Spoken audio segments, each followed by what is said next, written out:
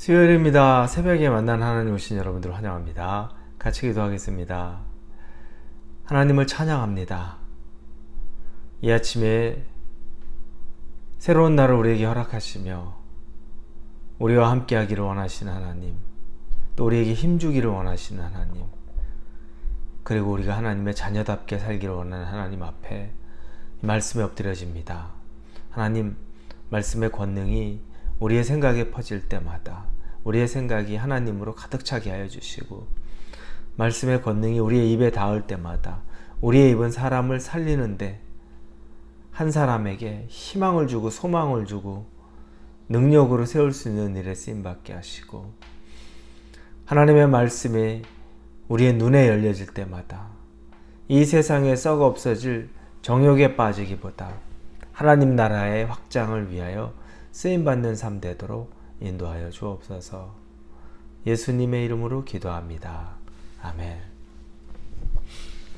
오늘 우리에게 주시는 말씀은 에베소서입니다. 에베소서 5장 15절에서 21절입니다. 에베소서 5장 15절에서 21절입니다. 에베소서 5장입니다. 15절부터 21절까지 우리 같이 읽겠습니다. 그런즉 너희가 어떻게 행할지를 자세히 주의하여 지혜 없는 자같이 하지 말고 오직 지혜 있는 자같이 하여 세월을 아끼라. 때가 악하니라. 그러므로 어리석은 자가 되지 말고 오직 주의 뜻이 무엇인가 이해하라. 술 취하지 말라. 이는 방탕한 것이니 오직 성령으로 충만함을 받으라. 시와 찬송과 신령한 노래들로 서로 화답하며 너희의 마음으로 주께 노래하며 찬송하며 범사에 우리 주 예수 그리스도의 이름으로 항상 아버지 하나님께 감사하며 그리스도를 경외함으로 피차 복종하라. 아멘. 지혜 있는 자에 대해서 이야기합니다. 우리에게 15절에 보니까 지혜 없는 자같이 하지 말고 오직 지혜 있는 자같이 하여 이렇게 나옵니다. 지혜 있는 자란 누굴까요? 이 세상을 보면 지혜 있다 그러면 세상 살아가는 방법을 잘 아는 거죠. 그래서 어떤 문제가 있을 때 그 문제를 풀어낼 능력들이 있고, 또 어떤 상황이 어려움에 닥쳤을 때 그것들을 극복할 수 있는 방법을 알기도 하고 또 제시하는 사람, 그 사람들이 아마 지혜 있는 사람입니다. 보편적으로 비슷합니다. 우리에게 바울이 얘기하는 지혜 있는 자가 되어라, 지혜 있는 사람이란 어떤 사람인가 라고 하면서 바로 말을 꺼내는 첫 번째가 세월을 아끼라, 때가 악하니라 라고 나옵니다. 세월을 아끼라는 것을 처음으로 얘기합니다. 세월은 누구에게나 똑같이 주어진 시간이죠. 시간을 아끼는 겁니다. 근데 이 시간은 지나가면 정말 아무것도 남지 않습니다. 그런데 우리는 또 시간이 유한하죠. 그 말은 우리는 매일매일 하루하루 우리의 생명 죽음 앞에 더 다가가고 있는 겁니다. 이렇게 말하면 좀 소름 끼치네라고 할 수 있지만 현실이에요. 우리가 오늘 하루를 살아가는 것 보면 이제 죽음으로 한 걸음 한 걸음 더 나아가는 겁니다. 그러면 그렇게 시간을 우리가 맞이하게 되는데 하나님이 우리에게 말씀하시는 것은 유한한 우리의 시간 안에 가장 의미 있는 시간을 보내라는 거죠. 제한된 시간을 주었는데, 이 땅에서의 제한된 시간이 있는데 그 시간 안에서 하나님을 기쁘게 하고 다른 사람들을 이롭게 하고 사랑하는데 그 시간을 보내라는 겁니다. 세월을 아껴야 된다는 거죠. 그렇게 보내기에도 부족하다는 겁니다. 이건 시간의 절제에 대한 이야기와 똑같은 거죠. 왜냐하면 요즘 우리 시대에 보면 저도 그렇고 정말 많이 반성이 돼요. 소셜미디어 이런 것들 때문에 우리가 보고 즐기는 것들, 여가를 보내는 시간들이 굉장히 많은 시간을 여기에 할애합니다. 사실은 심각한 문제가 되죠. 이 세월을 아껴야 되는 것, 제한된 시간을 그렇게 보내는 것 말고 하나님 안에서 의미 있게 보내는 것들에 대한 노력, 절제가 필요하다는 거죠. 즉 세월을 아끼라는 건 시간의 절제를 말합니다.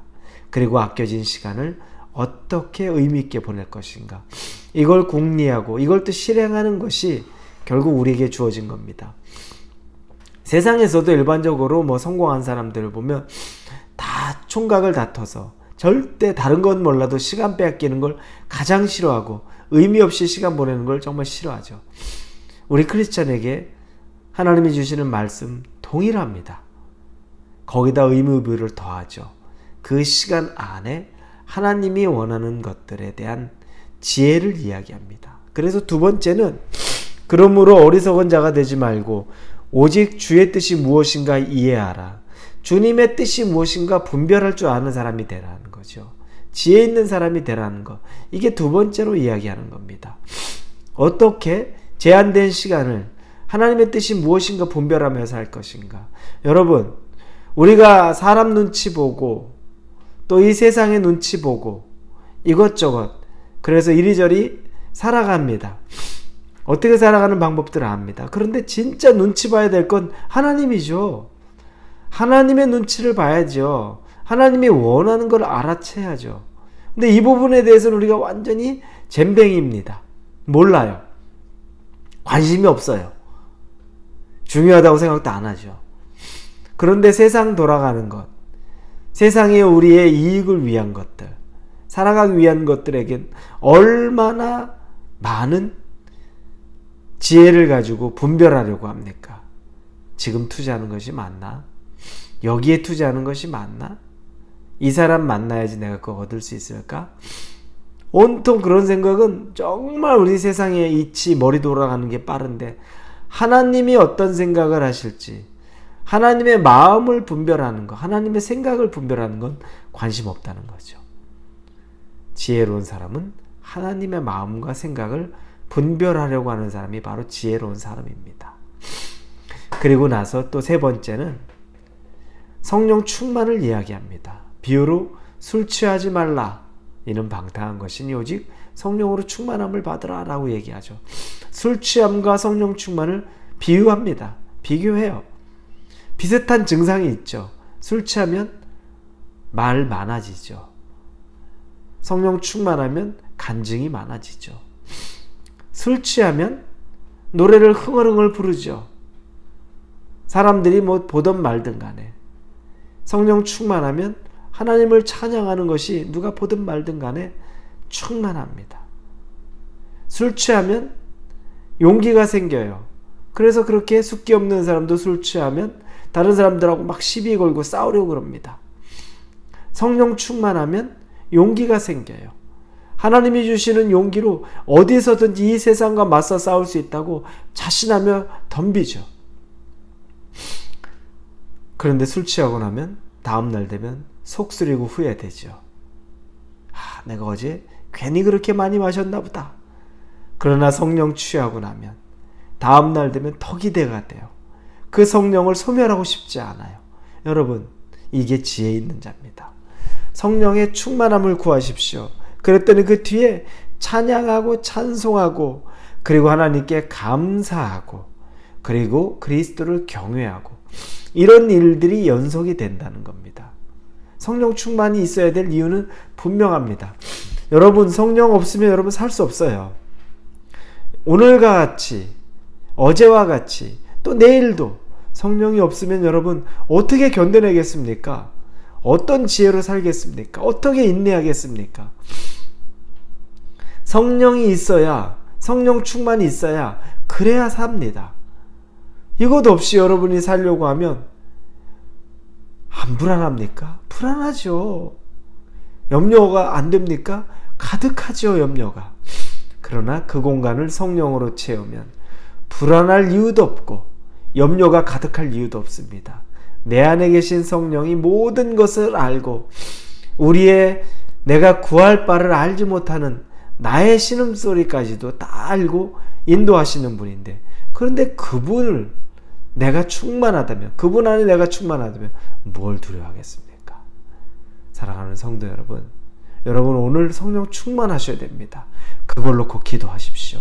순간순간에 시험이 들어올 만한 것들을 볼 때 성령 충만으로 이겨내시고 그리고 지혜로 분별하고 세월을 아끼고 하나님 기쁘게 하며 살기를 예수님 이름으로 축원합니다. 기도하겠습니다. 하나님, 지혜롭기를 원합니다. 그래서 세월을 아끼고 그래서 하나님의 뜻을 분별하고 그리고 성령 충만하게 살 수 있도록 인도하여 주옵소서. 예수님의 이름으로 기도합니다.